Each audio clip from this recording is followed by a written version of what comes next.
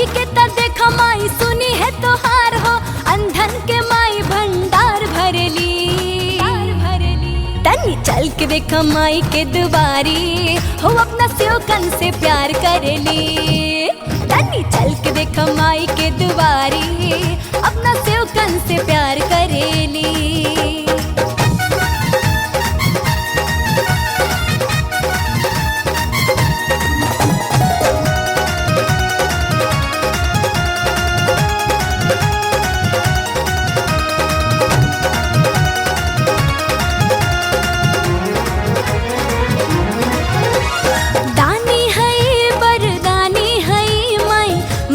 सब कर पुरावेली, साच मन के सुनेली बतिया, दुखवा दूर भगावेली। हाँ दानी है बरदानी है माई, मनसा सब कर पुरावेली, साच मन के सुनेली बतिया, दुखवा दूर भगावेली।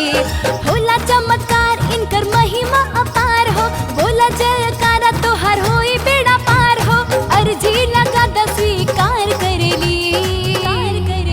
तनी चल के देखा माई के दुबारी, अपना सेवकन से प्यार करेली। हाँ तनी चल के देखा माई के दुबारी, अपना भक्तन से प्यार करेली।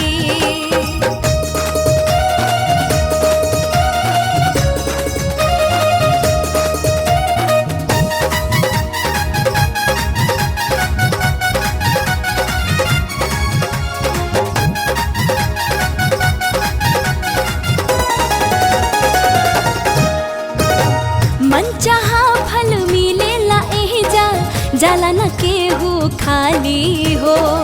एह तहाई दुर्गा भवानी, एह कहाली काली हो। मन चाहा फल मिलेला एही जा, जाला न केहू खाली हो। एह तहाई दुर्गा भवानी, एह कहाली काली हो। पर्वत के राई करे राई के पहाड़ हो, पतझड़ में माई लेके आवेली बहार हो, दुष्टन के माई संहार करेली। तनी चल के देखा माई के दुबारी, अपना भक्तन से प्यार करेली। तनी चल के देखा माई के दुबारी, अपना सेवकन से प्यार करेली।